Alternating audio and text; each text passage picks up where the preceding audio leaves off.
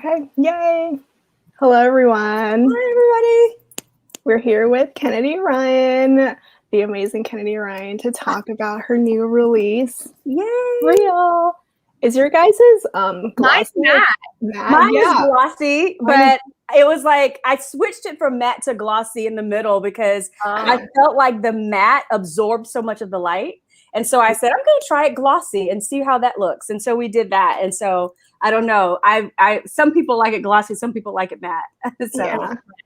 This is like the bookstore. It's yes. Oh, this one was from Target. Oh, yay, Target. I remember you saying that. Yay. Mm-hmm. During their 3 for 2. For 2. Yeah. I only bought 9 books, so it's okay. What'd you say? I bought 9 books during that sale. Some 3s. But it was all at a really good sale for a really good sale. So that's how you rationalize that. Okay, yay, we have people commenting. Hello, everyone.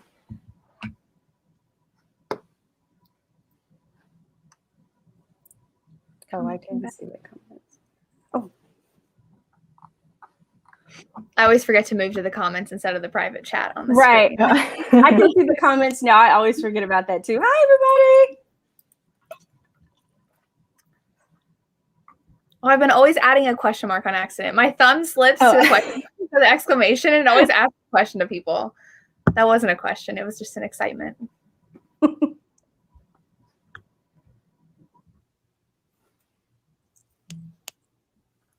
Well, I guess as we're waiting for everyone, we can talk about what we're currently reading. Sure. Jess, you want to start? The Historical Hellions book club pick. Oh, yay. Oh, is it like historical? Is there a historical challenge going on or something? I feel like. Oh, yeah, we have a readathon. Right. On Monday. Yes. Right. I've seen that because I've seen some people posting like some of my favorite historical. So cool. A different book club though I run with a friend, and so we're reading Untamed, which is good. It's medieval, so I love medieval. No one does medieval anymore. Right. Yeah, that's true. And I love medieval. I just finished this like horror monster romance. Yeah, it's called Her Soul to Take by Harley LaRue. Okay. Yeah, so he's a demon. Okay. And he's got some interesting anatomy going on, which made for some fun times. And he's enslaved by this guy, but who told him that he has to kill the heroine, but of course he can't. He can't make himself do it, and he instead decides to protect her. It was great. It was very different. Yeah. But I really enjoyed it. Okay, that's good. I just finished. I mostly read almost exclusively audio, so and I don't really read very much contemporary romance while I'm writing. So I'm usually reading fantasy or historical. I just finished, I'm not going to remember the author's name because I'm really bad about this, but it was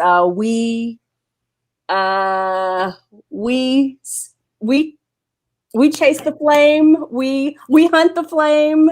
Hafsa. Yes. Faisal? Yes. Okay. So I just finished that duology, and now I'm reading Maddest Obsession by Daniel Laurie. I think it's. Oh my gosh! Yes. My favorite. I love that series. I love mafia. Love mafia. And I don't really get to read it very much. So I read Maddest Obsession.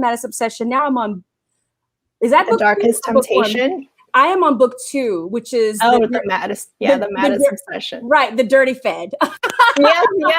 I love Christian so much. So Christian much. is my favorite. Yes. I love Nico too, though. I love Nico. I'm about halfway through Christian's book, and I'll be getting the 3rd one in the series once I'm done with this. Before I dive into like starting seriously writing on my next book, I'm like, squeezing in all the books I want to read because my reading when I'm writing is very limited. So, Mhm. and But these you're aren't reading on it, right? audio. These aren't on audio. Yeah, that's what And I was gonna say. I don't read anything like, you know, like on Kindle. I don't read really at all anymore, unless it's like an art for a friend and it's not available on audio.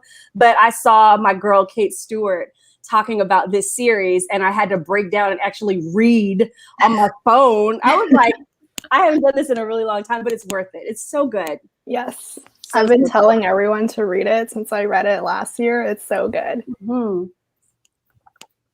People in the comments love that you read Mafia. Yeah. Oh, really? I love Mafia. I love Mafia too.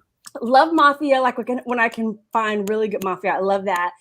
Historical's my favorite, and I've really been into fantasy a lot. I just finished the is it Embers in the Flame? Ember in the Flame, that 4-book series. Ember in the Ashes. Ember in the Ashes. Do you guys hear how bad I am with names? I mean, I'm like completely, yes, that one. I read all 4 of those books, but because I was listening on audio, it took me like 6 weeks, you know, so, but it was so good. Somebody said, who would have thought that Kennedy loves Mafia? Why wouldn't I love Mafia? Oh my gosh, why wouldn't I?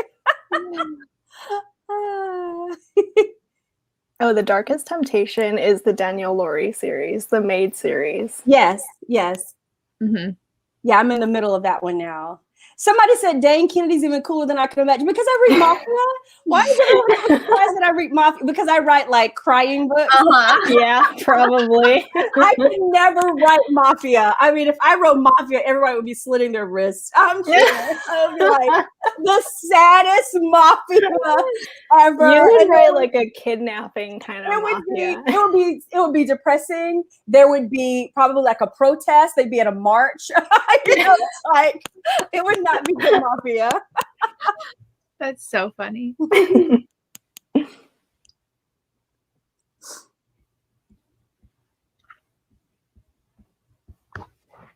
Well, all right, we can start talking about Real. Okay. I guess, I mean, everyone should have read it here by now, right? We don't need to explain. Spoiler. Okay. And we don't have to worry about spoilers, do we? No, we can talk about all the spoilers. Okay, good. Well, I made a list of questions as I was reading. So was Desi Blue based on a real person or just like the concept? Right. So in my author's note, which is the very, very end, I talk about Desi Blue and how she is a fictionalized composite of other real life historical figures like Bessie Smith, Ma Rainey. You know, if you remember Ma Rainey's Black Bottom, that Netflix made that movie at the beginning of this year. Ma Rainey, that historical figure, Billie Holiday, obviously, and Adelaide Hall, who is lesser known, but I mean, is amazing.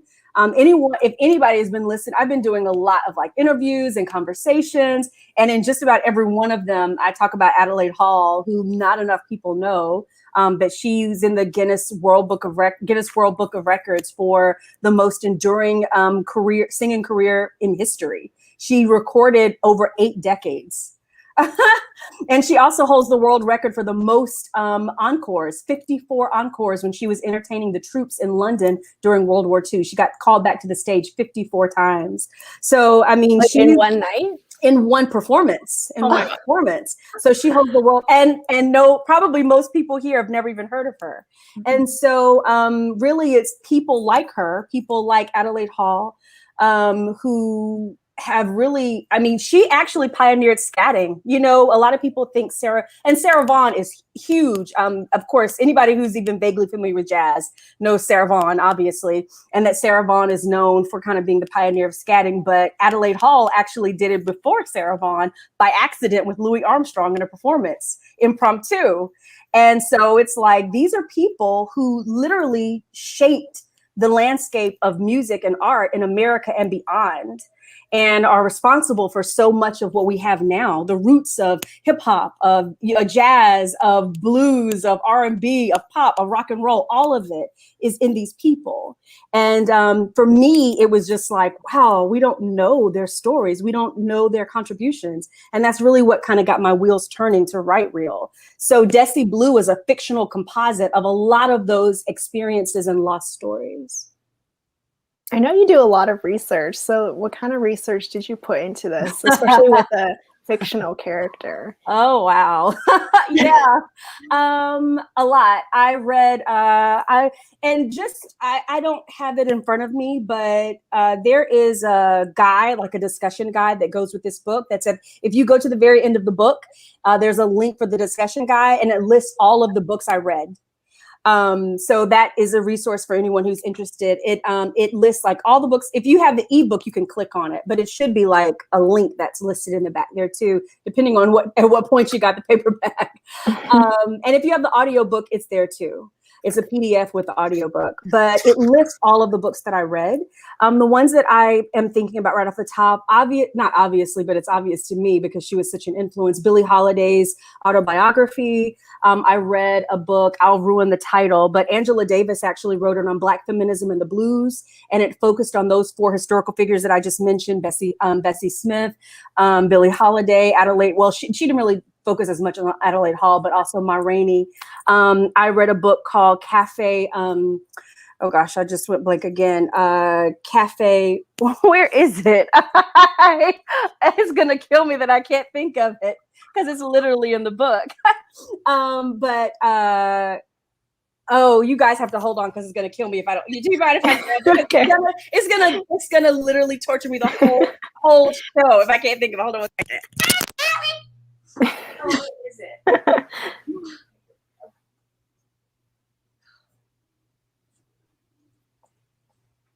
Oh, dagnabbit. Dagnabbit is the one I left upstairs. Oh, well.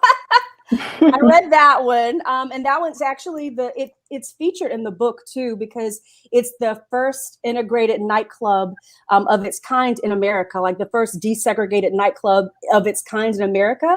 And it's actually where Billie Holiday first sang Strange Fruit. So, I mean, my assumption is that people know the importance of Strange Fruit. Time magazine said that it was the most important song of the 20th century. Strange Fruit, of course, is Billie Holiday's protest song. And I just watched United States versus Billie Holiday on Hulu when it came out, I think in February, which really Strange Fruit is at the center of her, that entire movie because of how the American government basically hounded her to stop singing that song, and she wouldn't. That, I don't know why I went blank, but Cafe, whatever, fill in the blank. That was one of the books I read. And then Bright Boulevards, which is the story of Black Hollywood, Black Boulevard's Bold Dreams. Those are just kind of the main texts that I read. And then, of course, I did a lot of interviewing. When you ask about research, I did a lot of research around lupus. I know everyone here has read this, so they know that, that's the chronic illness that's featured in the book. I interviewed about 10 women, maybe 10 women who either have lupus or who have family members with lupus. I actually interviewed 2 sisters who ended up having a kidney transplant. Oh. And their experiences were just amazingly informative and inspiring. So I interviewed them. I interviewed a few directors' wives. And some of my books have been optioned for film and television. So I interviewed the producers. A nice in that way. Right. I was like, I'm writing a book. Can I just maybe chat with you guys about filmmaking? And that was really, really helpful, actually. So yeah, and I'm trying to think, that's mostly there. And then I interviewed Broadway actresses. For anyone who has listened to the audiobook, which I highly recommend if you get the chance to, because the audio is just it really takes the whole reading experience to another level with the music and the third narrator. And it's just, yeah, for me, it's such a dimensional experience with the audiobook. But the narrator for Neva, Ebony, is actually an understudy on Broadway. And she was in Slave Play, which is now last year became the most nominated play in Tony history. Slave Play was. And so it was really cool to have someone who so closely reflects Neva's experience, for her real life experience to reflect that. So I interviewed her, you know, even before she narrated, I interviewed her about, you know, what it was like to be an understudy on Broadway, and then to get your moment, because that happened to her, where she actually ended up performing when the principal was out. So yeah, there was a lot of research. I think it took me about 6 months to write this book, and probably 3 of that was nothing but reading, interviewing, you know. But most people who read my book know that my research process is pretty exhaustive usually. Mm-hmm. Yeah. Yes, Crystal says, I love so much the emphasis on natural treatments for Neva's discoid lupus. Yes, absolutely. And it's interesting you say that, Crystal, because I've wanted to write a character with lupus for a while. And it never felt right. One of my best friends has lupus, and I interviewed her, of course, she was one of the women I interviewed, but her journey very closely reflects Neva's, meaning she was originally diagnosed with discoid lupus, and she had a triggering event, you know, for as far as her flare is concerned, which, you know, that could, for some women, that's a pregnancy. It could be a prescription that you take. It could be, you know, you never know what it could be. It could be stress. But she had a triggering event that expanded her diagnosis the same way Neva's was expanded. So, and she treats hers naturally. So that was one of the things that really made me lean into Neva's preference for natural treatments, is that that's what my friend does, you know, and she's really, there's a line in the book where Neva says, I have lupus, lupus does not have me. My friend during the interview literally said that. And I was like, oh, can I just, like, do you mind if I'm just going to use that line? Do you mind? He's like, go for it. I'm like, okay, I have lupus. Lupus doesn't have me. Right. Oh, yeah. I would love a movie. We need a movie. You know, it's so funny. I have been getting so, I don't think I've ever gotten this many messages about making a book a movie. And maybe it's because there's a movie in the book, maybe. But I think it does have kind of a cinematic feel because of that. I can see your responses. So that's what Alicia says, I hope they option reel. We need a movie. So that's what I was responding to. Do you have like a fan cast for Neva and Canon? You know, at one point, Kofi, gosh, I'm going to mispronounce his last name because I just don't think well on my feet. Sorby, I think it's Kofi Sorby. If anybody watches Queen Sugar, he's on Queen Sugar. He has been my canon. And I definitely won't remember her name. I should. Both of them are on my Pinterest board. But she was in the show Hollywood that's on Netflix. There's a show called Hollywood that's on Netflix. She was also in Spike Lee's The Black Klansman with John David Washington. If anybody remembers her name, just say it and then I'll say it.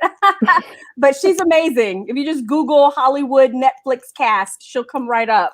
And Kofi Sorby, I think I'm pronouncing his last name. Yes, Kofi from Queen Sugar. Yes, Harriet. We know Kofi Sorby. Yes, he's amazing. He has been my canon. That's who I think of as canon. Yeah. Gorgeous, gorgeous man. I love seeing the audio love because now I need to get it. Oh, yeah. The audio is like, yeah. I literally could not put the book down and read it in 2 days. Yay! Thank you.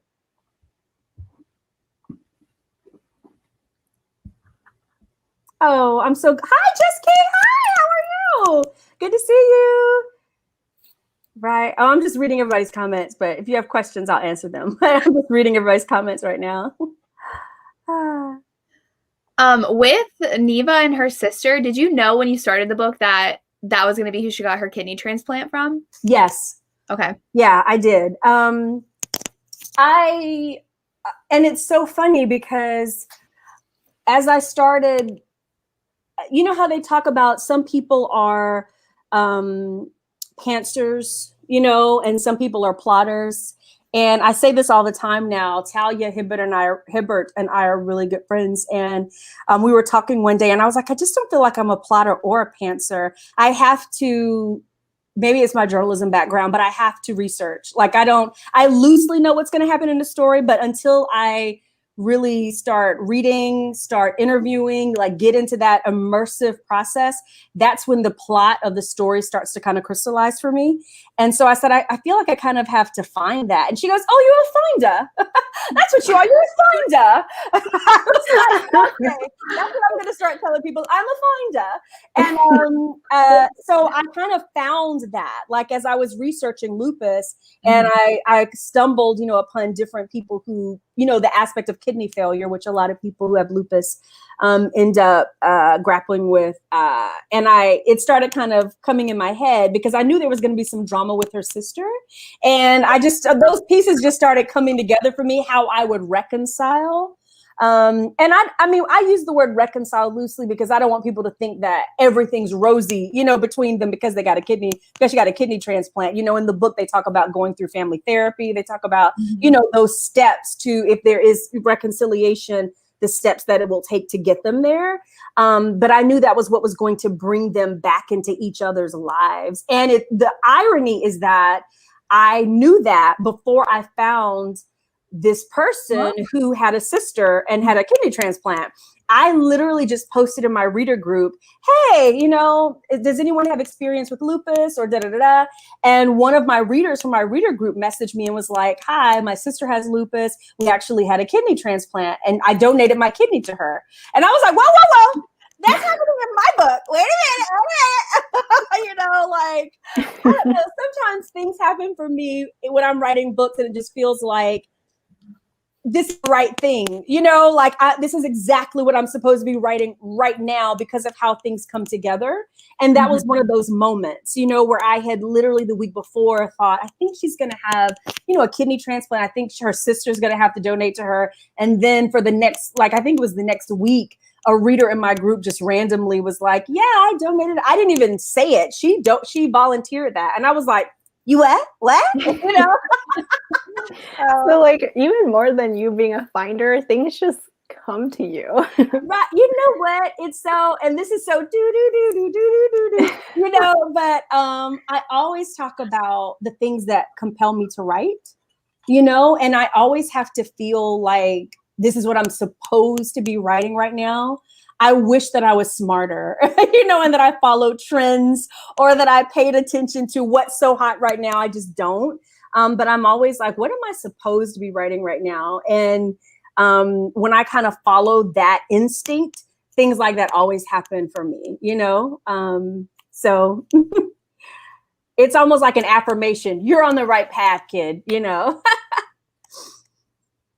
And you knew since for the beginning of the book that was how the sisters would be torn apart with that whole cheating aspect? I don't know what gave me that idea because the only thing I really had in the beginning of the book was the inspiration that I talked about, you know, which was honoring and celebrating Black creatives from this era who had been overlooked and who have been, you know, they miscredited, their contributions stolen. Like for me, that was the first kind of granule. There's always something, a lot of times it has nothing to do with the love story that compels me to write it. Like when I wrote All the King's Men, the first thing that I got was, I was fascinated by the Dapple protest. You know, there was no, you know what I mean? There was no Lennox or Maxim or, you know, it was just me thinking about these protests and what if they kiss, you know? And so with this book, it was just thinking about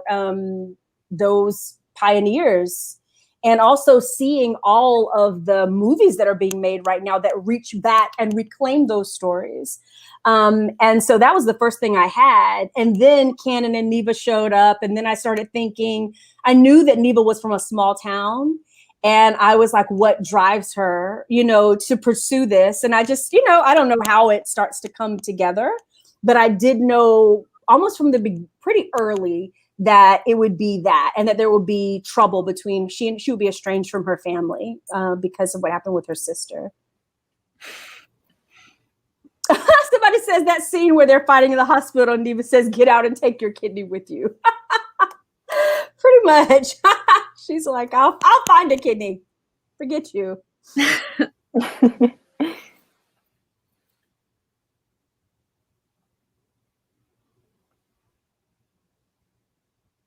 Okay, yeah. Wow, I think that's what makes the book genuine, though. That's the beauty of it. Thank you. I do know that a lot of people cry. I don't cry in books, so I did not cry while reading this, but I know I was scared to read this because so many of my friends were like, oh my gosh, I cried so hard. Did you cry writing any of it? I don't cry when I read books. Mm-hmm. Mostly, like when I see other people post, oh my gosh, I just sobbed. Not even about my book, but any book. I will have read the same book. And my stony black heart would not have even twitched, not nary a tear. And I'm like, did we read the same book? Like, I can love a book so much, but I don't cry, and people assume that I do because I write books that make other people cry. I have only cried a few times when I was writing. I cried when I wrote Long Shot, which was a very difficult book, but it wasn't even the book it was the interviews, with the survivors that made me cry. When I wrote Still, which is that's a sob fest book. I surprisingly cried during the vows, during the happy moments. I love that. They're right. I also don't cry a lot. The vows they're the vows right there. Oh yes. Right? Yeah.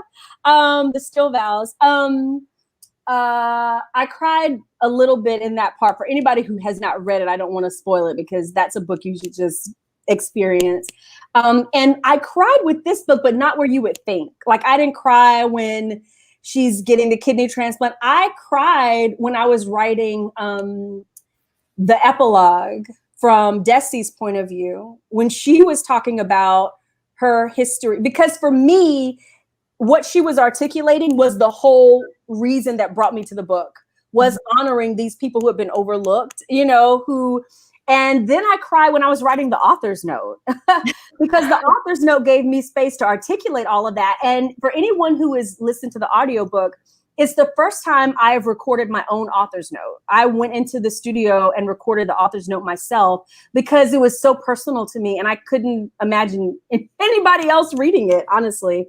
And so last minute, the audiobook was done. And I was like, excuse me, could I just pop into some studio and read this author's note myself?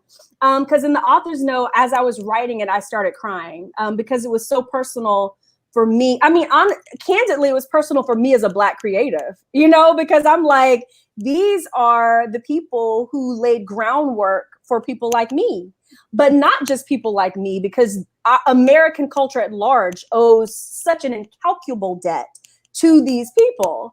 And so I think that's part of why it was so personal for me. But so that's what made me cry. But some people said I sobbed reading this book 5 separate times. I usually don't cry, but for some reason, this one for me, I think it was because I didn't know the journey Neva goes on. Yeah, it is. And I wanted to be very sensitive with lupus, with chronic illness. I was very cognizant of the fact that there are people living with lupus who don't have the outcome that Neva has. I was very cognizant of the fact that there are people who will have lost people to lupus. It was important to me that I depict this journey realistically, but also with optimism and with hope. And especially during the pandemic, and I think I always do this because I think if you have a happily ever after, you're leaning into joy. But I have been making a conscious decision, especially during the pandemic, to lean into joy, as much as I can, writing the books that I write, but making sure that I'm depicting hope and joy too. So I was very, very careful with the lupus journey. I had 6 accuracy readers for lupus. Oh, wow. Which is, I always have accuracy readers, but it was just very, very important to me that I also depict a broad experience that I was pulling from not just one person's experience, because lupus presents differently for different people and it takes, different paths. So I think, yeah, I had 6 people out, you know, accuracy read just for lupus, because you don't want to get that wrong, you know? So thank you. Somebody said, I love that you recorded the author's note. Thank you. It's very personal for me. There was a lot about the audiobook that was very personal for me. It's so interesting because I was maybe 3 weeks away from turning the book in, you know, for the narrators, because I'm really trying to do simultaneous release for my audio now, because I'm an audiophile. Before I was an audiophile, when readers would say, you know, who listen primarily would say, where's the audiobook? And I'm like, I don't know, you'll get it in 6 months, you know, whatever. Why are you asking about this? It's just audio. You know, but that was like 2 years ago. And then I became an audiophile, and I understood the frustration of, this is the way I consume books. And I want to read this book, but you're not giving it to me the way I consume books. And so I've really been trying to be as simultaneous as possible with my audio releases. I couldn't do that with Queen Move because it was through a small press. It wasn't self-published. But I tried to do that with All the King's Men. I did it with this one. So when you do a simultaneous release, you have to turn the book in way earlier, you know, so that the narrators have time. And I was maybe 3 weeks away from turning the book into the narrators. And I only had 2. For those of you who have listened to the audiobook, you already know there's 3 narrators. Jacoby Diem, who I call him Jacoby Damn Diem, because his voice is like molten and scrapes the basement. Yeah. So there was Jacoby Damn Diem and Ebony Flowers. They did Queen Move. They actually narrated Queen Move. And then I only had those 2. And Ebony was going to do double duty, because I was like, it's just going to be a few Desi chapters. And the Desi chapters ended up being like 20% of the book. And as I was writing, I was like, in audio, it can't be this way. Like, Desi has to be a distinct voice. It's a distinct experience. It's so distinct. I can't have Ebony doing that voice too. So we're like 3 weeks away from recording. And I called the producers and I'm like, hey guys, I need another narrator. And they were like, okay. And I want it to be Nicole Small. By the way, I want it to be Nicole Small. And they're like, okay, that's very specific when you're asking at the very last minute, but okay, we'll try. And they ended up getting her for me, which was amazing. But she really adds a lot, because her voice being distinct from Neva's is very, very important to that experience. So thank you. Somebody said the audiobook was a work of art. The narrators were amazing. Desi's narrator was so amazing. She really is. And it's interesting because some people have been saying there's a difference between the audiobook and the ebook. Like, there are differences between them. And there are some conscious difference, some adjustments that we made with the audiobook. I'm very cognizant now of how my books translate to audio.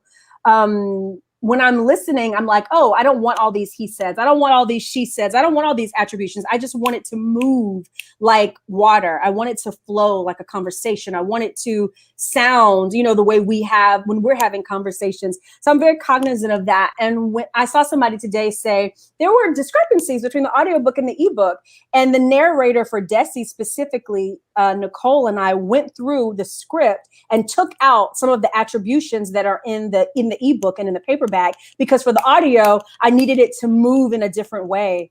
And so I think with audio, you get up to like something like 10 or 15% discrepancy before you can't whisper sync. So I was like, how close am I? You know? Because I was very cognizant of the audio as its own experience. And so we did tweak the audiobook to make it flow better for people's ears. So, you know, but in the audiobook, I needed those attributions because it's a script. You know, I wrote a screenplay in the context of the book, and I needed some of those like attributions and directions, because that's what's typical of a script. So I needed it to stay. But for the audiobooks, we took some of those out. I didn't know you could do that. I mean, I guess you can do whatever you want, but I didn't know, like. I can do whatever I want. Yeah, I talked to Lauren Blakely on Instagram, and she was the one who told me you have 10% you can take out or change only 10% of a book for an audiobook. Before it doesn't whisper sync. Yeah. Yeah. Right. I mean, you can change a lot, but it's at a certain point, it won't be eligible for whisper syncing. So I was pushing that. That's really cool. Mm-hmm. Someone says the singing. Oh my gosh. The singing is one of my favorite things about the audiobook for sure. I was one of the songs, Body and Soul, when I found it, I was just like, I can't just have this as in writing, and they can't read it in the audiobook. We have to perform these songs. And so that's what kind of drove me to bring in a singer. And so I think it really takes the audiobook kind of like to the next level. So is it just singing or is there instrumental too? Oh yeah, it's a song. It's a jazz song with trumpet and it's a whole song. Yeah. It's two of them actually. One of them is a cappella, but I'm not. It's a cappella for a reason. You've read the book. It's the one that's in when they're in the tunnel, when they're in the tube station during the war, and she sings "Look for the Silver Lining." That song is sung in the book, and then "Body and Soul" when she sings it in that club the first night they meet. That one is also performed. I don't know. I had to listen to this audiobook. I feel like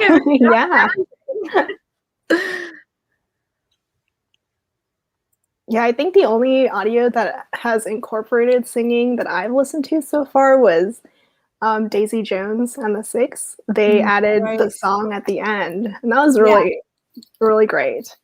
Right. I think Lauren Blakely has a couple that she has like a couple of books that are kind of, I don't know if it's Broadway focused, but she has a couple of audiobooks that have singing. And so does Lauren Rowe. Lauren Rowe does too. Yeah. And I talked to Lauren Blakely actually helped me as I was figuring it out because I knew she had done it before. And so she really helped me and pointed me in the right direction to make sure that we got it right. So. Do you have a playlist for this book? Oh gosh, yes, it is about 60 songs. It's actually in that when I talked about that discussion guide, the playlist is in that discussion guide. It's on my website, but it's also at the end of the ebook. And if you have the audiobook, you can download the PDF and the link is there. But I've posted it in a few places. I don't know if I have it in the ebook. I should add it to the ebook, but it's in several places. It's a Spotify playlist. One of my readers made an Apple Music one too, because I don't do Apple Music, I do Spotify. But yeah, there's probably like 60 songs on the playlist, but that's always like the book that I haven't even started writing yet. I have a traditional deal for a new series that launches next year. And I already have 70 songs on that playlist. I haven't even started writing the book yet. So music is a really big part of my creative process. So do you listen while you write?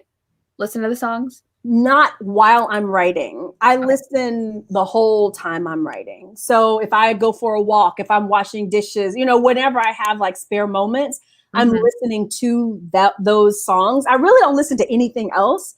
If I'm watching television and a song comes on, I'm like, oh, that's good for my playlist, and I'll add it. But I don't listen to a lot else other than, my playlist when I'm writing. But I'm not someone who can write, like type, while music is on. I need it to be, it's either like quiet or I'm like in a cafe with like natural, like people noise, people talking around me or something like that, but not actual music. It would distract me too much. Well, I loved the Schitt's Creek references. I binged that show last year and I loved it so much. So I was so happy seeing it in the book. Same. I binged it too. I think a lot of people did during the pandemic. It was one of those like comfort joy watches, and I binged it in like 2 weeks. I mean, I just would stay up all night watching it. It was so good. And whatever I'm like really obsessed with, a lot of times ends up making it into my book. So Schitt's Creek made its way in. David made its way in. So. Yes. Someone says, I'm so interested in your creative process. Does the plot or characters come first when you start a new book? It depends. I mean, in a series like the Grip series, I inherited those characters. You know, like I had written, there's a series before the Grip series called the Soul series, which is like a trilogy with the same couple, and Grip and Bristol are in that series. So, you know, for the Grip series, which is one of my most popular, I inherited those characters. And I kind of inherited that tension between them because I had set it up in the trilogy. But most of the time, it is an inspiration. You know, like what I was talking about with All the King's Men, I was really fascinated by the Dapple protest, and I was really invested in Native rights. And that came first, you know, and with this, I was really invested in all of the storytellers I saw reaching back, like the Billie Holiday story, like Ma Rainey and the Black Bottom, like Sylvie's Love on Amazon last year, like Lovecraft Country on HBO. All of these, like One Night in Miami, Regina King on Amazon. All of these are stories where people of color are reaching back and reclaiming our stories and telling them with our voice and with our frame and with our agency. And it reminded me, that kind of collective agency and productivity harkened back for me to the Harlem, the era, that kind of synergetic, you know, energy, that kind of synergetic movement, I think reminds me a lot of the Harlem Renaissance. And I think it was Vanity Fair who even had like the Black Hollywood Renaissance. I had already named my book by then. I didn't get it from that. But I was like, I'm on the right track, you know? So for me, a lot of times it is like the inspiration, like, you know, I've talked a lot about with Long Shot. I didn't have those characters at all. I just had a burden for survivors and for their story to be told and to end joyfully. And so the characters came after that inspiration. For me, it's often the inspiration that comes even before the plot or the characters. And I've talked a lot, and I always say, and I know it feels real for people, but I don't think of writing as just a vocation. I see it as a calling. You know, I write for impact. And that's not always like, ooh, the romance world, you know, when people talk about writing for impact, but it's what compels me. And fortunately, I love kissing and swooning, and it's still very, very steamy, very, very hot, you know, but the thing that compels me, first of all, is, you know, that granule of something that I believe in very strongly, or that I want to talk about, that I want to shine light on. So. I did not know this are Monk and Verity in the next book. Yes. Jessica. That. Right. Yeah, second chance. Yeah, the song is their book is called Score, because obviously all of these books are double entendre, obviously, and that book is called Score, and obviously anyone who read the book can pick up on the fact that they have a past, you know, and so Score kind of refers to their past. But it also refers to the fact, of course, that he's a musician. He's writing the score for this movie. And some people are like, I thought I was going to get to see the movie, you know, which I will give glimpses of. But this book is not the entire Hollywood Renaissance experience, meaning the movie itself will play out over the entire series. So when you talk about Monk and Verity, the timelines will overlap. When we see Monk and Verity, it won't be picking up from where we leave off with Neva and Cannon. We'll pick up with them at a different point. And some of those scenes will intersect with timelines that we've already seen. Do you know if that makes sense? So what was happening with Monk and Verity while what was happening with Neva, you know, it's kind of like that. And yeah, so they overlap. There are overlapping timelines, and with them actually predating a timeline that predates the book, you know, that predates Real. And theirs is very, oh gosh, you guys are gonna hate me. When I think about their book, I'm just like, oh my gosh, are you? Yeah, I remember I think when he's singing, right, something about being cheated on. Just staring at Verity. I have no comment. I have no comment. But that song is it's actually a song that Billie Holiday actually wrote. He says it in the book. Billie Holiday actually wrote that song about her cheating husband. And so for him to bring that into the book, and it's one of my favorite songs, actually. I like the version, was it Quincy Jones? No, maybe it's not Quincy Jones. I don't know who it is because my mind goes blank. If I think about it long enough, Herbie Hancock. Herbie Hancock did like a whole compilation of different like classic songs, and that was one of the ones that he did, and it was really, really good. Anyway, I can't remember who he had sing it. If I look at my playlist, I'll be able to tell you. If you find my Spotify playlist, the version that I used is on that list, on the Spotify playlist. But I love that song.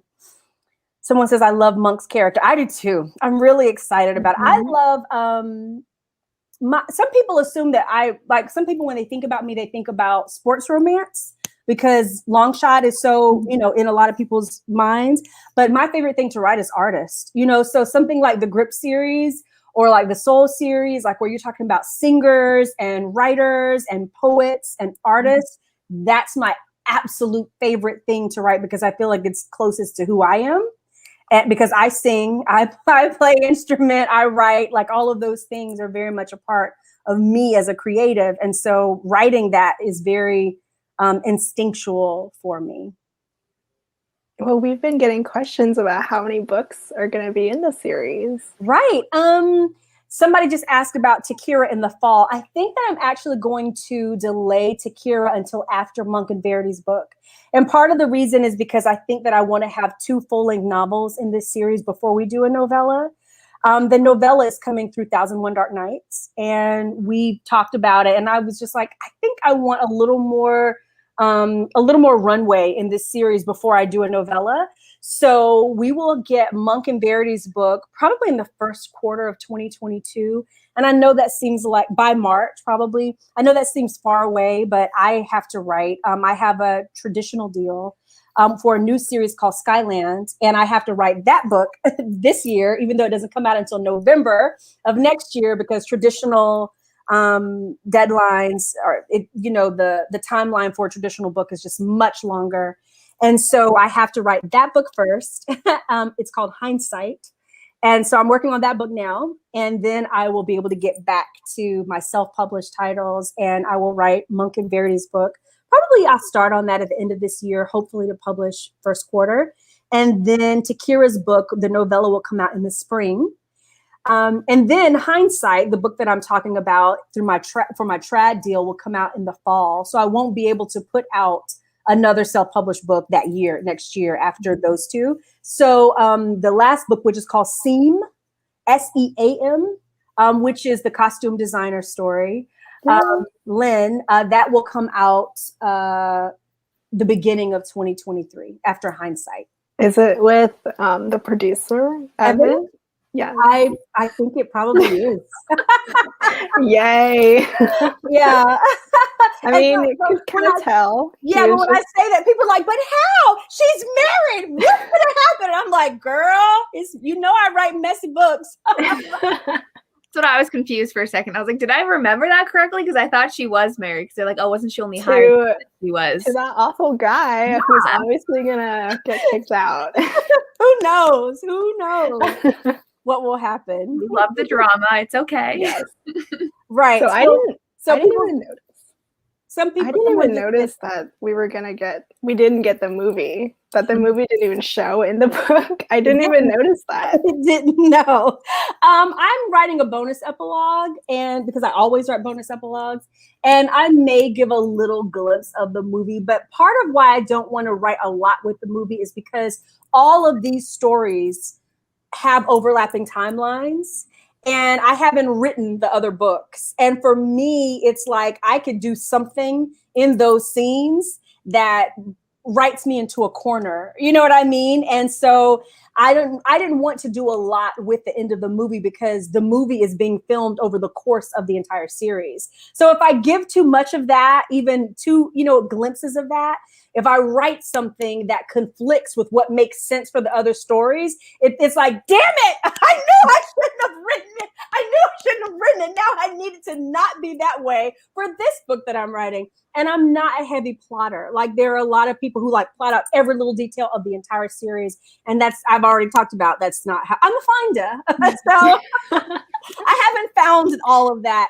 I do know how it goes, but that's not the point. It's like all the details that are around it. I don't want to give too much of that because that's going to be playing out over the next 3 books. And so someone asked how many books. There'll be 3 full-length novels, Real, obviously that's out now, Score, which will be out in spring of next year, and The Close-Up, which is Takira's novella, which will come out in the spring also of next year.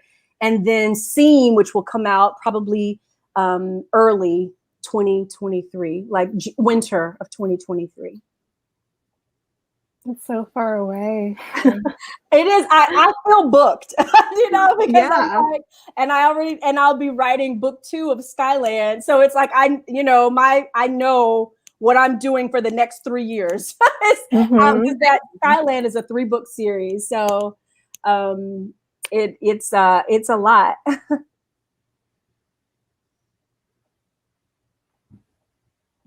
Is there anything you can share about the Skyland series yet? Yes. And we when we announced it, because we announced it like in Publishers Weekly, my agent did, and so it was a few details, but it's a second chance. But me being me, it is a divorced couple. Not marriage in crisis, divorced. And they're co-parenting, and they also own a business together.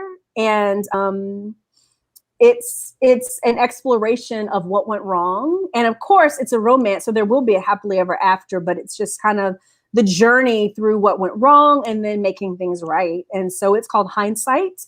And the series is called Skyland. It's a 3-book series, 3 women, 3 great friends. It takes place in Atlanta, ATL. So that's exciting. Yes. Yeah. Kennedy has my wallet. Yeah. For the next 2 years. Okay, I'll take it. I plan to earn it. I want to earn it. I want to earn your wallet. I hope that the books are good. I'm trying my best. Sold. Atlanta, yes. Oh, Atlanta, Georgia Peach right here. Yay! I love that.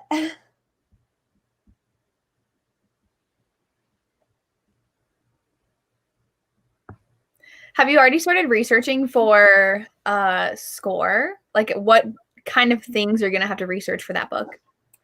It's a music heavy book, obviously.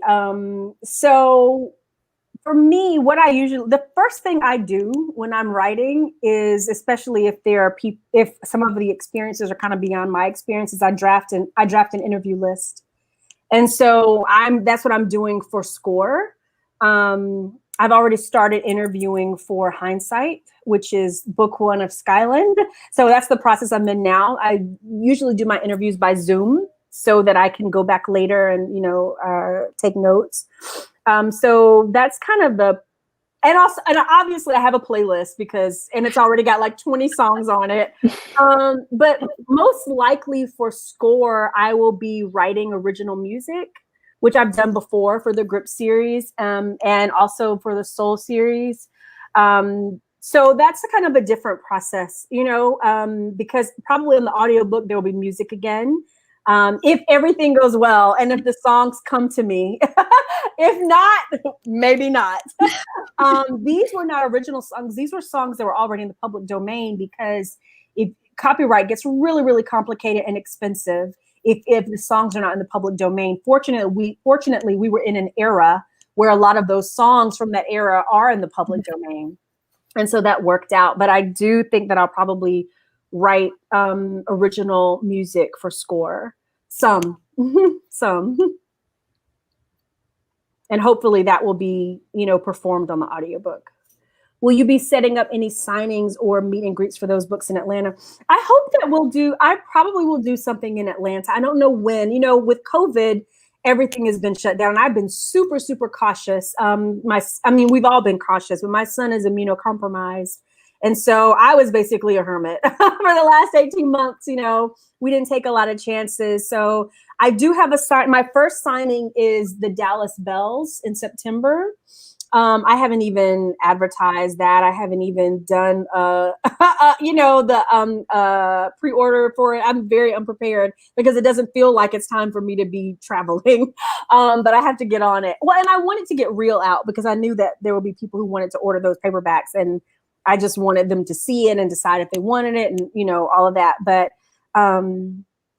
yeah, I'm sure I'll do something here in Atlanta. I don't know what, something maybe intimate, you know, for readers. When I lived in Charlotte, I wasn't in Charlotte for very long. I was only there for about 2 years, but Claire Contreras and I lived there at the same time, and we did a meet and greet for readers, and it was amazing. Like, for me, it was much more intimate than a signing.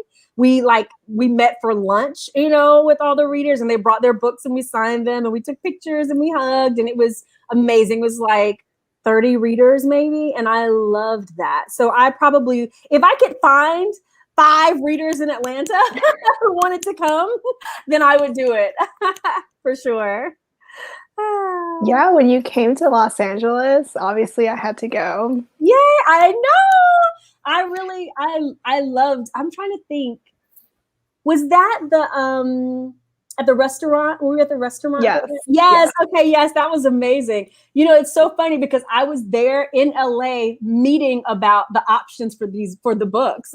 Oh, wow. It's so funny. So it's been that long ago, and I haven't been able to talk about it since then. Like, you know, it's like, when you think about how long these things take. And how it just made, when you said that, I was like, why was I in LA? Good grief. This whole process takes I was quiet for a really long time about all of that. And it's for the Hoop series, right?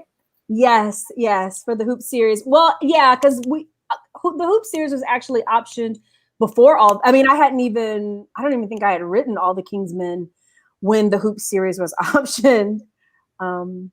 So yeah, because it was optioned actually at the end of 2019. So, oh my gosh, I know, it's been a while. It's a journey, and it's so funny because I heard BB talking about it's been like a 5-year journey. You know, like 5 years since the books were first optioned to now, and it goes slow. And I get messages from readers literally like daily, weekly. When is it coming out? I'm like, baby, we got a road. Okay, we got a long road. Someone says, I love that as a setup for hindsight. My parents were divorced when I was 18, remarried when I was 22. Oh, I love that. Yeah, so real life, baby. But it's a story that's been in my head for a really long time. So I'm really looking forward to it. Someone says, is there a bookstore in Atlanta that sells signed copies of Real? Yes. Actually, I really want to support indie bookstores. And so I have been partnering with Eagle Eye. And it's so funny because I guess their experience with self-published authors has been like, okay, you know, whatever. And I don't even know that they wanted to work with me at first because they were like, how many books are actually gonna sell? They were like, maybe you could do a few on consignment and we can see what happens. And I was like, well, I think you might get a few orders because they're thinking it's just people who happen to walk in and buy the book. And so they're like, you know, who's going to know about you or buy your books just walking in, because who are you? Because who am I? But I was like, well, I have readers who will actually order the books. I promise, a few, you know? And so, yes, Eagle Eye Indicator, yes. And so they call me and they're like, you've got to come sign more books. We got more books, like 100 books here that you have to sign. It's like 100 more books here that you have to sign. I'm like, yeah, I have amazing readers.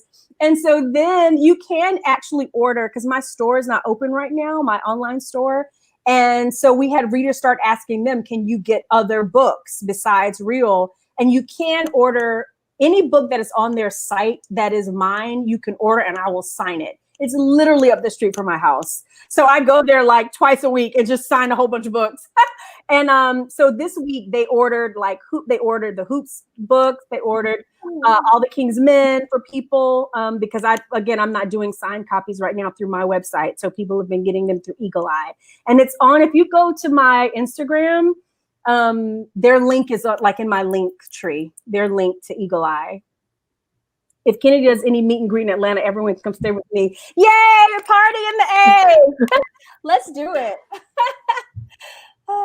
They're amazing. They really are. This came so fast though. Like within a week, I got my order. And you know what? It's so funny because there have been so many people who are like, I pre-ordered through Amazon and I still don't have my book. And I'm like, I don't know what that is because Eagle Eye is like getting them right away. Target was really fast too. I got it in a day. Right. It was, are you talking about Eagle Eye? I just saw D.L. White say they were not expecting. They weren't. And it's so funny because the owner came back yesterday because I went to sign another box of books. And he was like, are you Kennedy Ryan? And I was like, I want to shake your hand.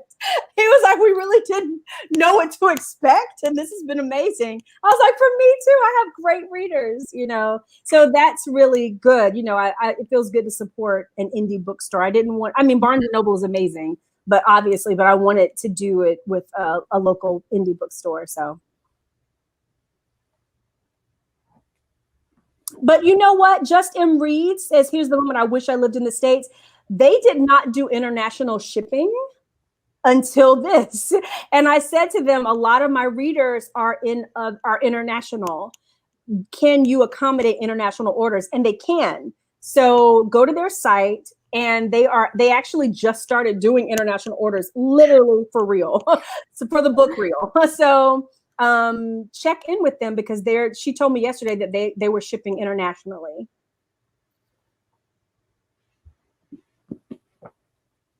Are you gonna have more custom photo shoots for the rest of the series for the covers? Because this is so pretty. It was so hard. But if anyone has ever heard me talk about the covers, like I am such a pain in the ass. Like when it comes to covers, I work with a couple of publicists, like people who help me just, with promotion or whatever.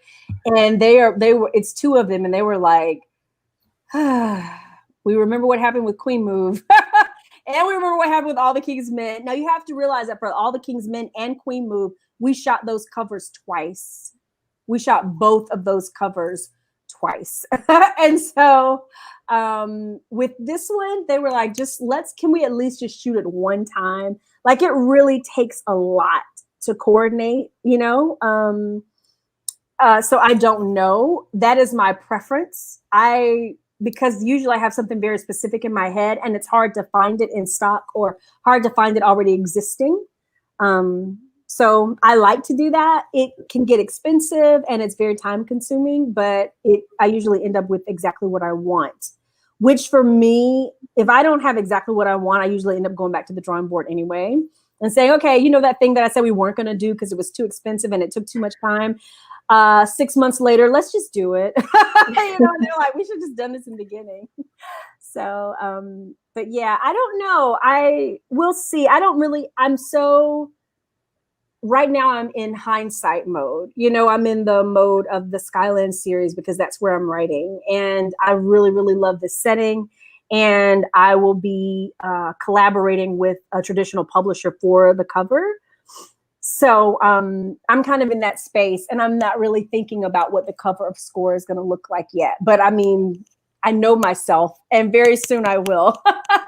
Because I used to do that for a living, like packaging, marketing, like that, all that stuff, like look and feel for branding and projects. And so that comes very, I don't know that it comes naturally to me, but it's how I think about covers and packaging and things like that. So I get bullheaded about it.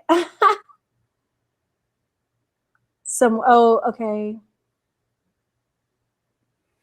Someone says, speaking as a reader who knows a cover isn't everything, but I am still a cover buyer over everything else, so it's worth it. Oh, yay, I'm so glad. I'm very glad. And I think people realize that it's sometimes hard to find stock photos really great stock photos for people of color, specifically Black people.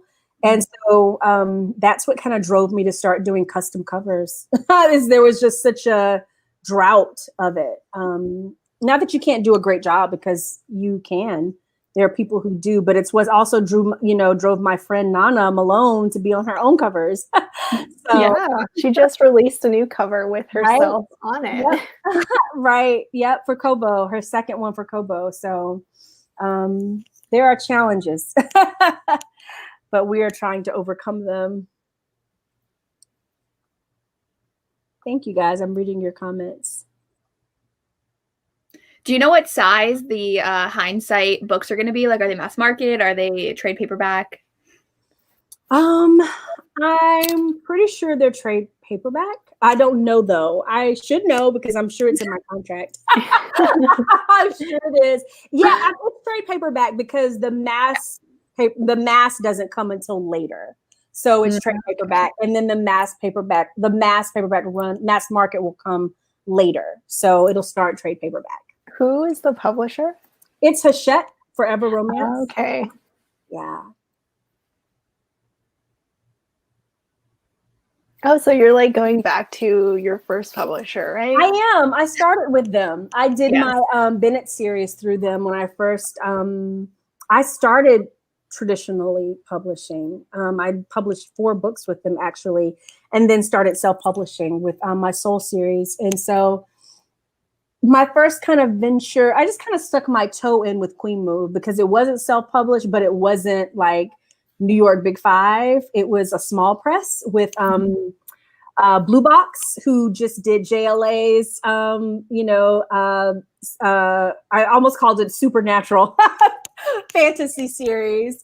I love that team. And so they did Queen Move. And then I knew that I would go back to traditional publishing at some point, but it had to be the right situation for me. It had to make sense. So I took my time, finding that partner and making sure it was the right story. Someone says, will there be a bonus epilogue for real? There will be. There is a bonus epilogue for real. I've started writing it. I don't really rush those. I know that people like to get them as soon as the book is over. But my bonus epilogues tend to be about 5,000 to 7,000 words and 2 full new chapters. And so they take time to write. I don't rush them. And sometimes they don't come for like 3 months until after the book. But they do come. I think that the one for real will come sooner than that, because I've started working on it, but I'm also working on Hindsight at the same time. And I don't do well with that. I have to put one thing down to work on another. I don't simul do anything very well. But there is a bonus epilogue for real, and it will be chunky. It'll be 2 chapters, one from each character's point of view. And it'll probably be like 5,000 to 7,000 words. And for anybody who pre-ordered Real and signed up for like our pre-order contest, I'm just throwing this in. You were supposed to receive the song Body and Soul this week. So if you did not get that in your email, check your spam. For those who pre-ordered and signed up for it. If you pre-ordered and signed up for it, we sent out the file of the song Body and Soul from the audiobook this week. So you should have gotten that. Someone says, a common theme I saw was being a representative for your race. Can you speak further about why you want to further explore this topic? Oh, yeah. I mean, I think I've alluded to it already. For me, I'm a very proud Black woman, obviously. And I am very proud of the artistic contribution of Black people in this country, which is incalculable. And I do feel like, I don't feel like I'm like representative of the whole race. I'm representative of myself, and my experiences. And I reached into the experiences of people that I admire and who I think have been undersung. For this book, it was very important to me. I've said this a lot. So if you've heard it in a previous interview, I've had the best conversations promoting this book. Like Emily Henry and I had the best conversation. There's a podcast there's a lot of stuff for this book. For those who don't know, there's a Hollywood Renaissance podcast, and I have conversations with different authors. And this seems like a tangent, but I'll get to it. I had a conversation with Emily Henry. We just put out one with Jasmine Guillory. I had one with Alexandria House. And this week coming is Farah Rashan. And so I've had the best conversations. So, but if you've already heard me talk about this in one of those conversations, I'm so sorry because I've been talking about it a lot. But there is, when you talk about representing the race, and you talk about, because I don't want to ever be like, I'm representing the race, because that's not it. It is, I'm a proud Black creative. I want everything I do to speak highly of Black excellence in general. But this book is definitely honing in on the contributions of Black people creatively, and the pride that I take in that. One of the people that I learned about as I was writing is Frankie Manning. And if you've read the book, which I guess all of you have read the book, Frankie Manning is referred to, Lucia refers to Frankie Manning in the choreography scene when she takes Neva aside and is like, there's something missing, like you need to watch some footage. And it's so funny because so many people have referred to Hell's a Poppin', which is a real video, in their reviews, or they've sent me links, or they're like, I watched the Hell's a Poppin' video, which is exactly what I wanted readers to do. Like I wanted it to drive people to say, did this really happen? Like this history that she's referring to, is it like, I want to know more about that. And so I had so many people say, I watched the Hell's a Poppin' video. Frankie Manning is in Hell's a Poppin'. He, at the Savoy, he's one of the dancers who pioneered the Lindy Hop, which was later appropriated as the jitterbug.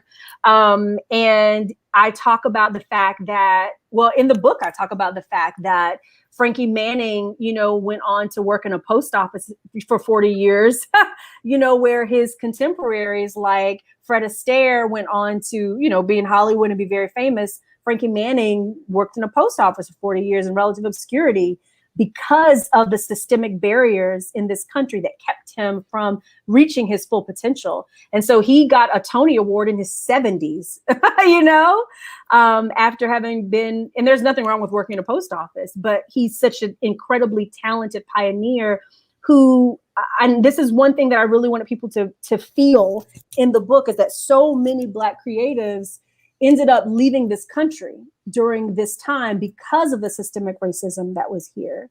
So, and going to places like Paris and going to places like London and, overseas, where they could be celebrated for their gifts and not seen, through the filter of their skin. And so, to answer that question, I feel like the literary community lacks great stories about Black people. I'd love to write great stories about Black love, historical figures, and things that mean something. It's great. Thank you. Thank you very, very much. Very, very much. And I think that because there aren't a lot of books like this in romance, that when I write something like this, people try to figure out where to place it. And there's a lot of emphasis on like the history.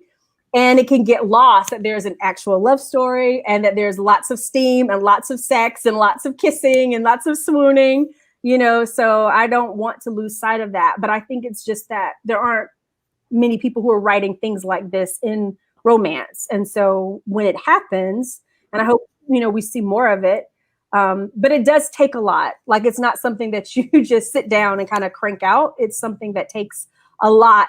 It takes a lot of research, and it's the hardest book I've ever written.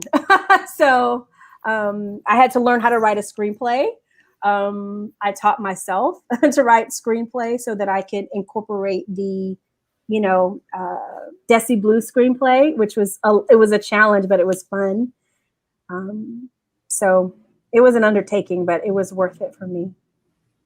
Did you have the whole screenplay written all together and then just... No, the way I approached it was, and part of the reason it was, one of the things I say about it being one of the hardest book I've ever written is because the construction of the book required so much. Meaning, how am I going to it's not an historical novel. It's a contemporary romance, but there's an historical vein, and I don't want it to feel like an historical novel. How am I going to weave it in a meaningful way that also makes sense to the plot and doesn't jar readers? And so what I really laid out first was Desi Blue's life, before I figured out what happened in this fictional life of Desi Blue. And that's where all the research comes, as far as like characters like Billie Holiday and Adelaide Hall and Ma Rainey and Bessie Smith. Several of them were bisexual, which is how that made it into the storyline. And surprisingly, during this era, very open about it, like very open about their bisexuality, not only in their lyrics, but in their lifestyle. And so that's kind of how part of that made it into that. And Billie Holiday, there's a scene in the audiobook. Nicole Small does a riveting job of it in the audiobook. That is the skin darkening scene where she applies skin darkening makeup. That actually happened to Billie Holiday. Billie Holiday there have been riots in the city where they were performing. There have been race riots in that city. And the organizers, who were white, were concerned because she was fairer complected than the rest of the band. They were concerned, just like in the book, that people would assume there was a white woman on stage, and they forced her to basically sing in blackface, skin darkening makeup. So there are aspects of Desi's life that are literally pulled from the historical figures that I researched. So I kind of mapped out what was Desi's life, and then which parts of that make sense to tell in this story, and then how is it going to intersect with the contemporary storyline. For example, we have the scene where Desi Blue has that, she's forced to wear the skin darkening makeup. And immediately after that scene, which is screenplay, we have Neva coming out of acting that scene. And it's a chance for me to deepen the relationship between Canon and Neva, because she's having an emotional response to having had to do that scene. Canon comes in, so it's like that. I didn't want it to just be out of the blue, like, oh, how does this fit in? But making sure it's strategically intersected and interlocked with the contemporary storyline. So it was more like laying out Desi's life and then figuring out how much of this life do I want to tell, and then where does it best fit in? And so that was hard. And I actually ended up moving those parts around several times. Like, oh no, it shouldn't be here, it should be here. So. Was that the scene where right after you brought on that like therapist for the actor? Yes. I really like how you included that. Right. And then they refer to it at the Halloween party. Right. And I did a lot, like I talked about, I did a lot of research into filmmaking. I'm so extra, y'all. Like, I'm so extra. You know how you do master classes? I took Martin Scorsese's master class. I took Spike Lee's master class. I took Issa Rae's master class. I took master classes with 2 cinematographers. So when I say it took 3 months of not writing, that's what I mean. It wasn't just like, well, let me think about what does it mean to make a movie?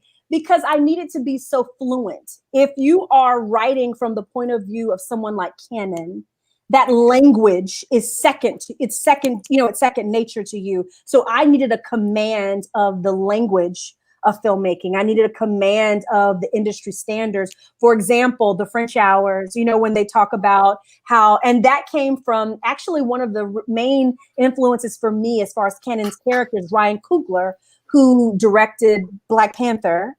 His cinematographer is a woman. And in a lot of his interviews, he talks about how the most capable, competent, talented people he's worked with in filmmaking are women. And his cinematographer, his main cinematographer, is a woman. And he talked about the fact, and actually I think she made history as the first female cinematographer to win an Oscar. And not for Black Panther, because she didn't do Black Panther because she was pregnant. And he talked about how when women are pregnant, it's different for us in filmmaking, because usually, a lot of the things I write about really deal with how patriarchy affects our journey, because the reason they want French hours is because they can't be away from their families for 18 hours at a time. It's difficult for that to happen. And I was listening to interviews with his cinematographer about how that drives so many really talented women out of the business. The fact that the filmmaking process doesn't always accommodate women. But they also, Ava DuVernay talked about when she did, I can't remember which one she did. Oh, when she did, oh gosh, you guys, I'm going completely blank. But it was with Netflix, When They See Us. She talked about when she did When They See Us, which just, of course, won Oscars, Emmys, I think Emmy or Oscar. I can't remember, like 2 years ago now.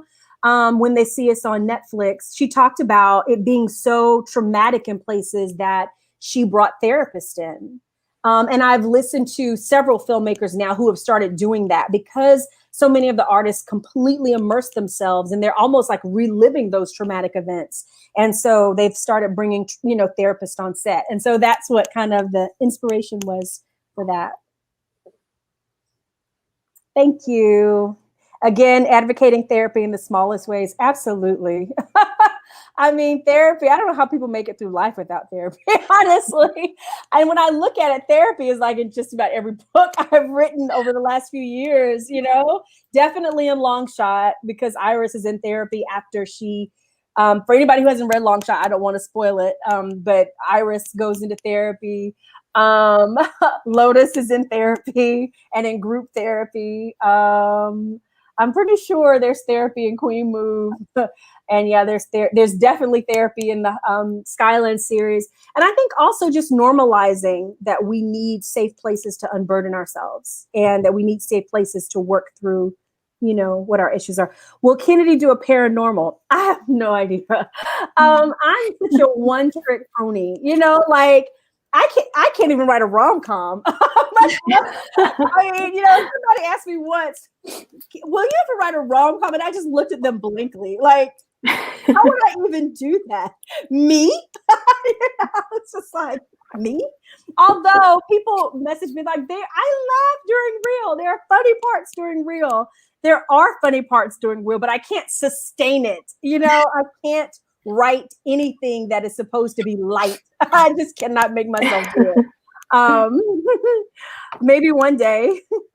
Do you feel like this is as close as you can get to writing like a historical romance with this setting? I don't know, because a lot of people have been messaging me asking me, would you ever write Desi's story? Like, would you write a novella that is Desi's story, where we get the full Desi story? And that might be something that I would consider. It's so funny because Sarah McLean and I actually were under deadline at the same time for this book, and she was writing Bombshell, which is coming out soon. And we would sprint at night together. We're both kind of like vampiric. We're night owls. And so we would be up at 1 o'clock, 2 o'clock in the morning writing it. We would do 45 minutes at a time, 40 minutes at a time, 40 minutes pee break, 40 minutes pee break. And she's like, when are you going to write this? This is so close to historical. When are you going to write an historical? Kenny writes an historical. And I was like, girl, never. I'm not smart enough. I don't think I'm smart enough. Yeah, somebody said, oh my God, but there are some parts of the book that were funny and lighthearted.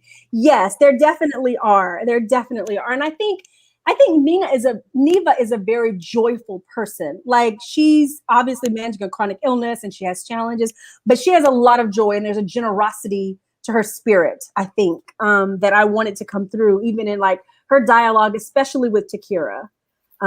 So yes, there is something that's lighthearted and funny. I just can't sustain it for a whole book. Like, I look at people like Megan Quinn and, people who like romantic comedy, and I'm just like, how do you do that? Like, how are you that funny for, that whole book? I don't get it.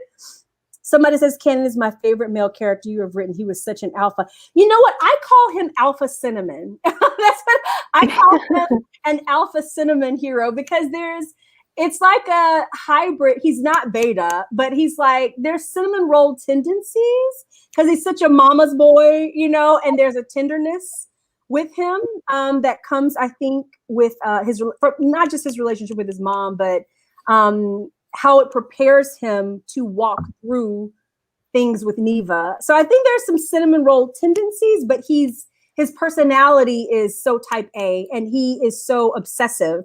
And it's so funny because several of my friends, when they read the book, they messaged me and they're like, "You're canon." Like they had not talked to each other, and they messaged me and they were like, "None of your characters are more you than canon," because he's obsessive. And I am too, you know. I'm very obsessive and I'm very direct. And I'm very, you know, once I set my mind on something, I don't waver at all. And that's how canon is, I think. So I love hearing about you supporting, collaborating with others. Oh my gosh, I would not have made it through this book without Sarah.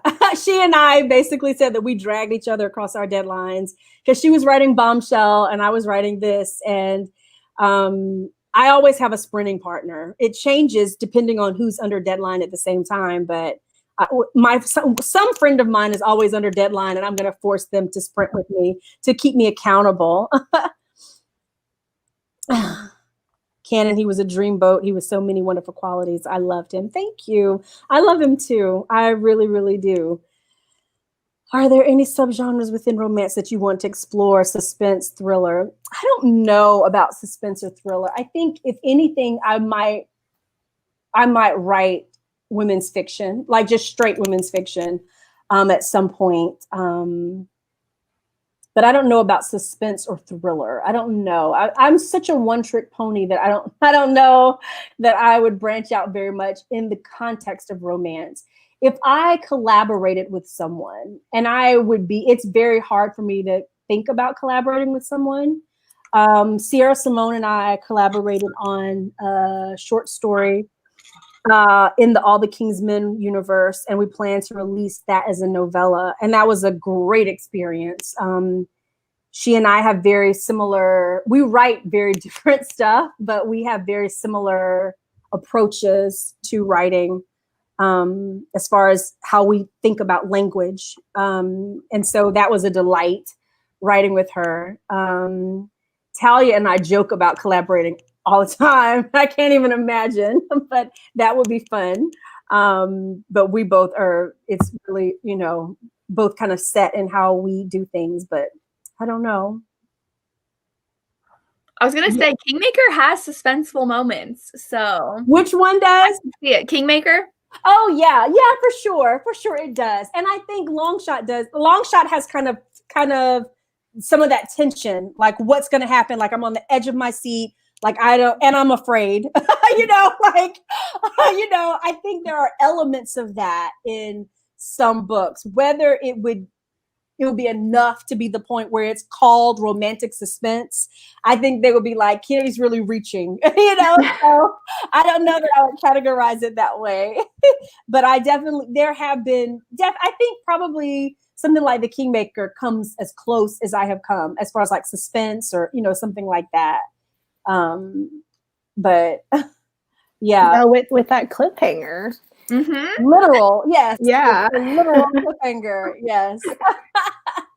Yeah. Alpha Cinnamon. Cannon is an Alpha Cinnamon hero. That's how I see him. I am now making that a thing. Alpha Cinnamon. Cannon is a man. It was so refreshing to see a Black man about his business. Yes. And I think for me, it's very important for me to write, when I write Black heroes, I want them to be powerful. I want them to be emotionally mature. I want to, there's so many, not that he has to be perfect, because that's not it at all. But it's like, there are so many places in culture where Black men are not esteemed and are not shown in a positive light that way, that I don't want my space to be one of them. I want my space to be a place where they don't have to be perfect. No one is. I don't write perfect characters. Like, I write messy stories and imperfect characters. Just look at Blackshot. You know, it's like, again, that's probably one of the messiest books I've ever written. But so it's not about being perfect, but it's just, you know, there's a certain positivity, and I'm esteeming, you know, his character. And I always want to show them being loving, you know, whether it's Grip or Keenan or Ezra or Cannon, you know, that's really important to me. The hole in my wall from my Kindle after The Kingmaker would agree. Right. And if you read it when it first came out, then you didn't have book 2, you know? And so sorry, but it was only like 6 weeks. It was only like not even 6 weeks after. It was pretty close. 4 weeks. It was maybe like a month later when it came out. So you didn't have to wait too long. Somebody said I was about to mention Blockshot. Yes. That is a very messy book.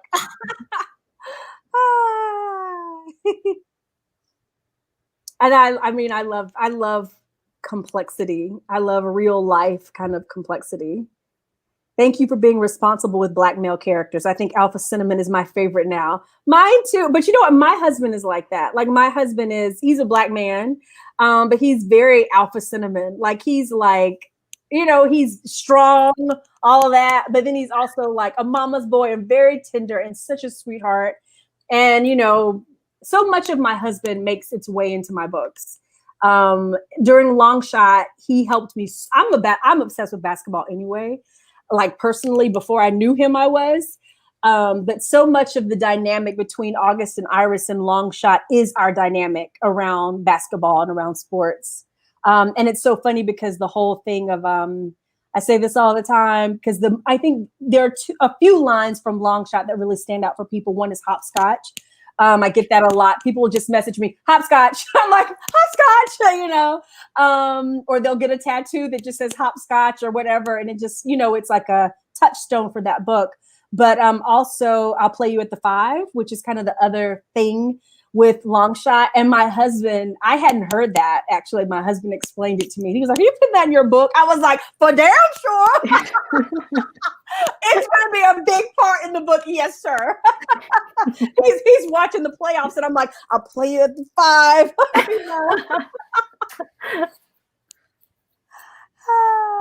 How was the process of making the audiobook and doing a simultaneous release? Very hard. The thing about simultaneous release, and I haven't been doing it very long, but the thing about a simultaneous release is that you have to write so far ahead of the deadline. You know, they need like a good 6 weeks to 2 months, depending on the length of the book.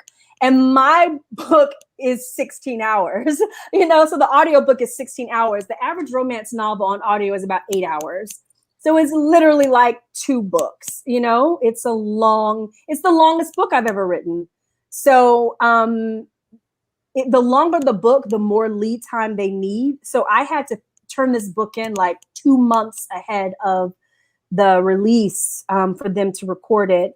And it was probably one of the hardest things I've had to do as a writer, but worth it because I can't imagine readers not having this audiobook, you know, at the same time, you know, I can't imagine readers not getting the audio experience. And it is an experience. I wanted the audio to feel like an event, you know, with the music and the singing and the third narrator. And I wanted it to elevate. And I think between the narrators and April Christina, who is the vocalist, I think they really do. I'm so proud of them. They got an Audiophile Award, which is Audiophile Magazine reviews audiobooks, and they give the Audiophile Award. It's like a Kirkus or a Publishers Weekly starred review. And they gave Real one. And I mean, I completely obviously attribute that to the narrators, like all hail the narrators. But the audio book is it's like a whole other experience. So I hope that people really, you know, go back. Even people who read the paperback or the ebook, I urge them, you know, to listen to the audiobook because of that experience. I love Kenan so much. I love that he took his mother's life and created a film about her journey. Yeah, I mean, I think it was very important for me to show that side of Kenan immediately because he's so closed off. You know, like once you get deeper into the book, he's so obsessive about his art and he's so closed off in a lot of ways emotionally, and he's so like hard ass, especially when it comes to art. Like, do not be late to my set. You know, he's which is typical, you know, for a lot of directors. But I needed the reader to know that part of him existed before they saw how he has to be when he is creating, I wanted them to see that side of him from the beginning. And so it was, and that really she's such a huge influence on him. I wanted the reader to see that from the beginning. You know, those opening lines are really, really important for shaping the reader's impression of canon. Yes, it was a chunky audio. Yes, which I love. Such an experience, one of the best audio experiences ever. Thank you so much. Thank you for your sacrifice. So grateful for the audiobook. Thank you. It was definitely an undertaking, but so worth it because I've loved seeing all of the responses to the audiobook. All of the messages that I'm getting about Real and about the audiobook are really, really special. It makes it worth it because it was hard. The whole book was hard, but it's been good.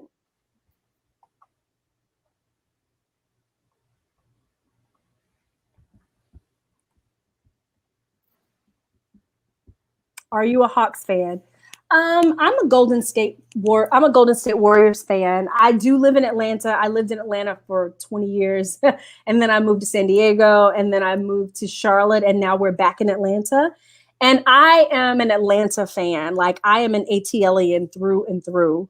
I moved here the year the Olympics came, so I've been in Atlanta more than I lived in the town where I was born and grew up.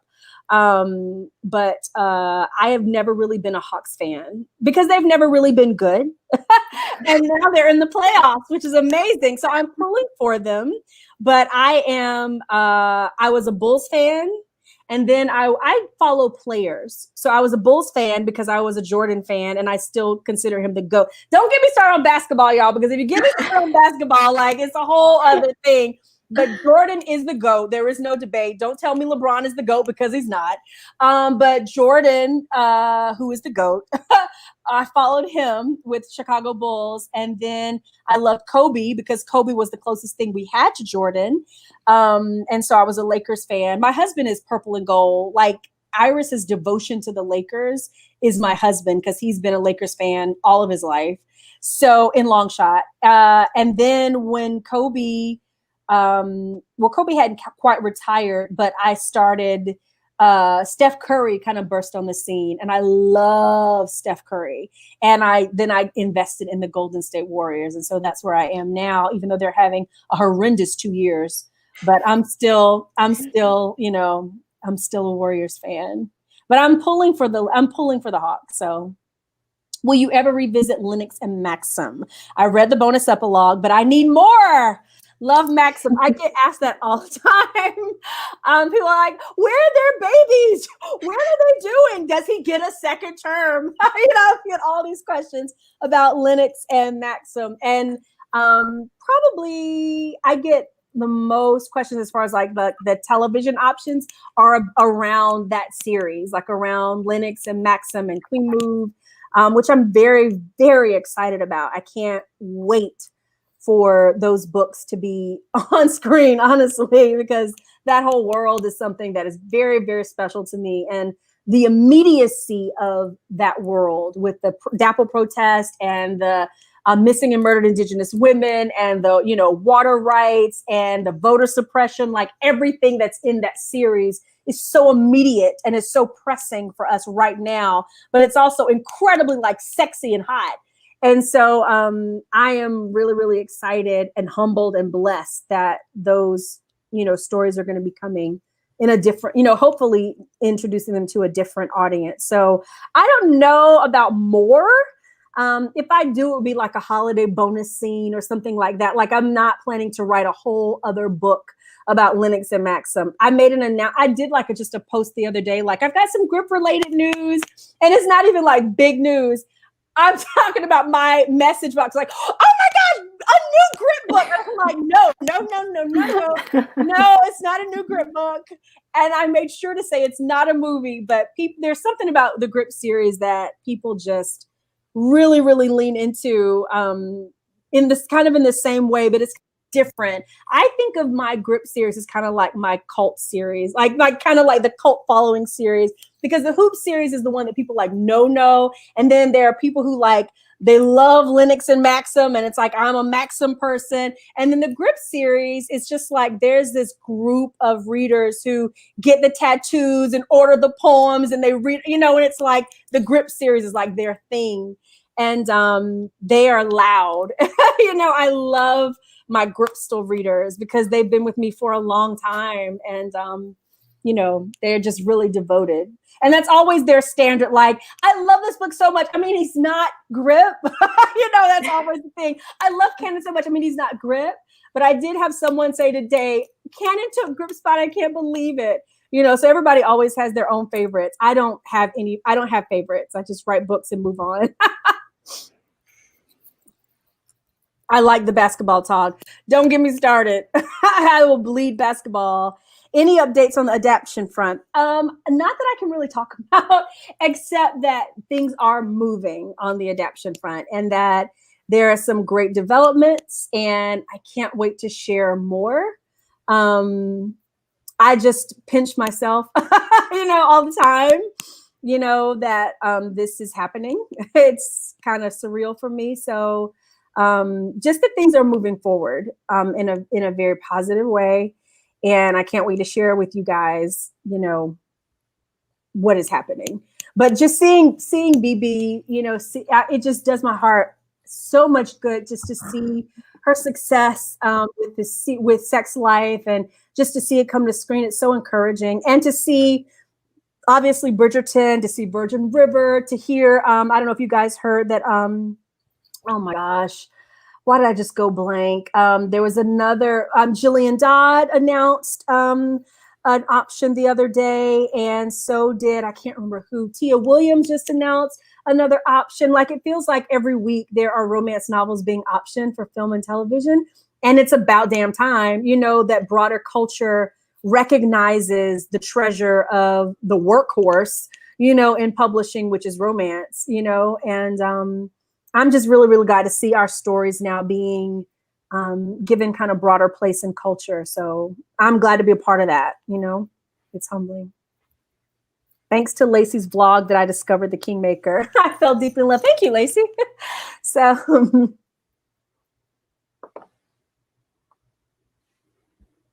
what do you have upcoming? Everyone knows the Bulls were GOAT during the Jordan days. Of course they were. What do you have upcoming? Well, I think mentioned already, like Hindsight, which is book 1 in my Skyland series. And then next year I will release Monk and Verity's story. And I will also release Takira's novella.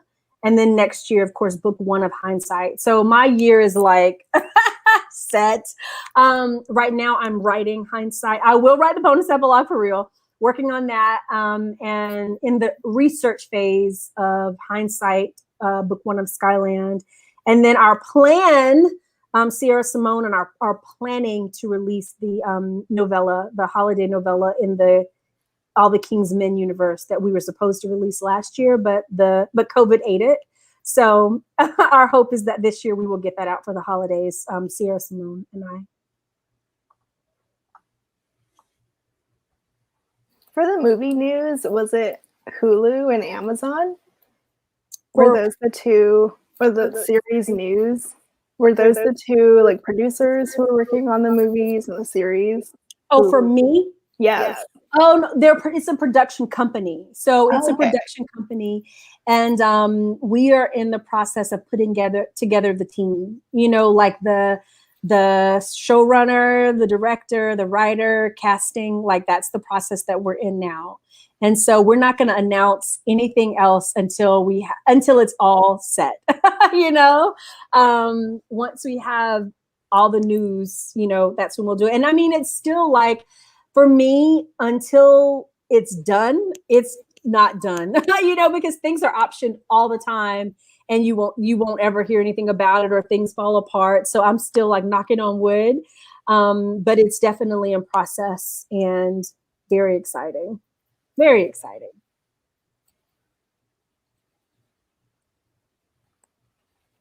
Your year is jam-packed. Yes, it is. The next 3 years are jam-packed. Thank you. So happy for you. Thank you. I'm feeling very blessed. It's driving me crazy now that I can't remember who that other author is who just had the option announced. But she's a really amazing writer too. I wish I could remember her name, but it was like last week they announced it, and it's Julia Stiles, who is. Oh, you know what I'm talking about? Oh, yes. I shared it, but I also can't remember. Isn't that driving you crazy now that I said Julia Stiles? Yeah. Right, but Julia Stiles is adapting it, so now Lacey's gonna find it for us because it's driving me crazy. And she lives in San Diego, the author, because she and I would get together for lunch when I lived in San Diego, and I can't believe I just went. Oh my gosh, Renee Carlino.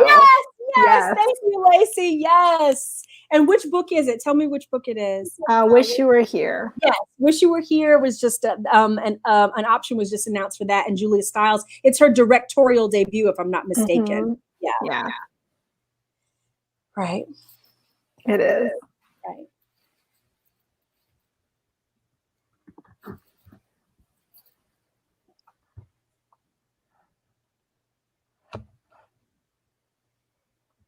Well, if you guys don't have any more questions, Yeah,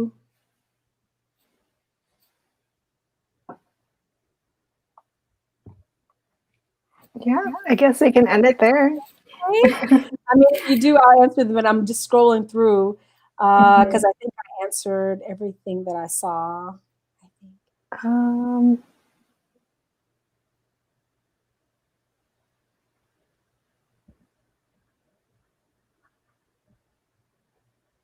I think I got them all. I hope I got them. Okay. I have a missed one. Oh, how is the language for filmmaking different to the language for storytelling, and how different was that experience for you to learn about filmmaking? It's not that it's different than the language for it is that filmmaking has its own vocabulary.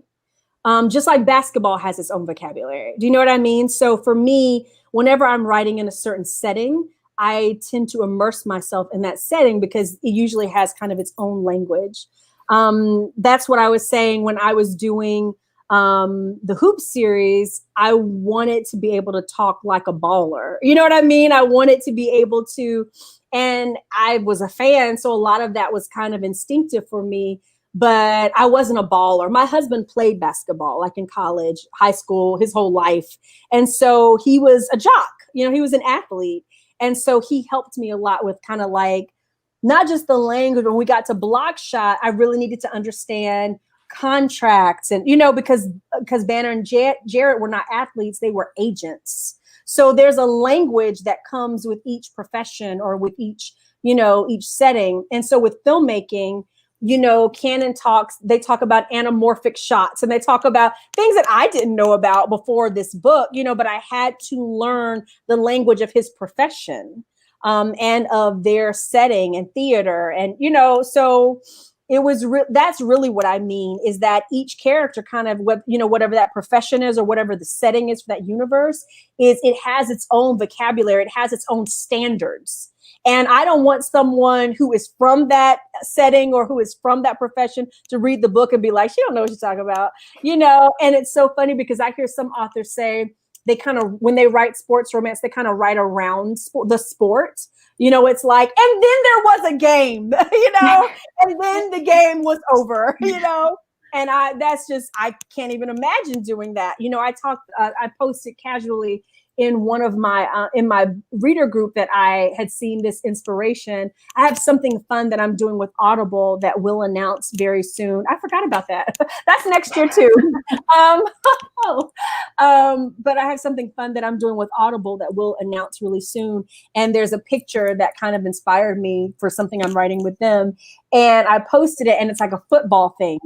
And I was like, oh my God, I'm going to have to learn football because I hate football. But I can't imagine writing. It's fine when people do it. You know, there was a game, it happened, and then it ended. But for me, I'm like, you know, I get into kind of those details and it slows me down. It definitely slows me down. But that's what I mean, is just the language of film. It's why I took the master classes. And when you hear it, it feels over the top. It's like, is that really necessary? But for me, even if I don't use half of that information, it needs to feel like I'm writing from something I really, really know.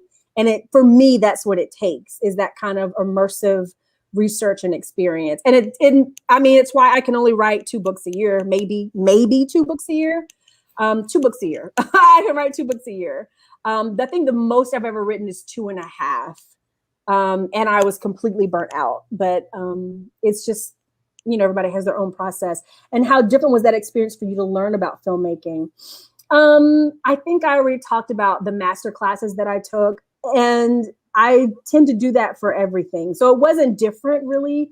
The approach wasn't different, but the information is unique to this particular setting. I'd never written about Hollywood. And I think when people say a Hollywood romance, there's something they have in mind.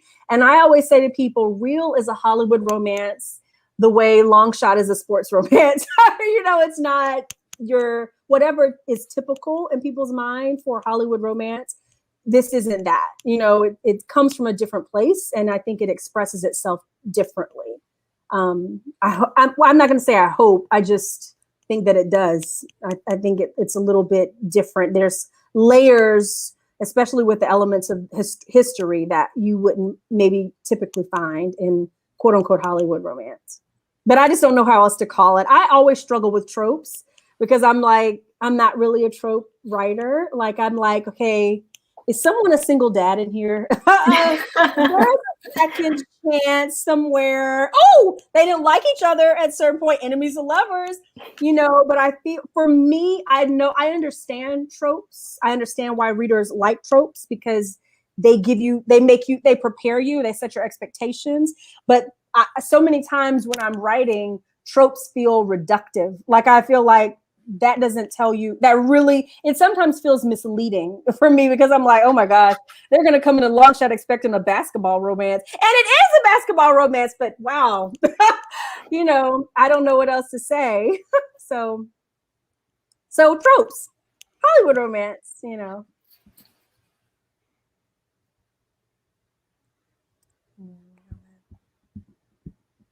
Going deep on, this was wonderful. Thank you. Thank you guys for being here. Going deep on details makes the story so atmospheric, and we appreciate it so much. Thank you. And real felt so authentic. Good. I'm so glad that was my hope, is that it would. And I think sometimes people feel like Hollywood romances will feel, I don't know, like glamorous, and there is a certain glamour to it, but I think real is not that. There's a lot of, it is very authentic. It is very real, not to be punny. And especially, I think, with the chronic illness rep, which was very important to me, there's just, there's a lot of layers of kind of reality, which is what I tend to write. I don't think I really write escapism romance very much, except for the sense that I hope you feel like you're kind of transported to that setting.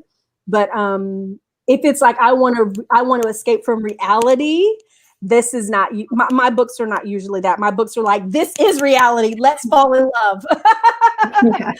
The world sucks, but guess what? You can fall in love.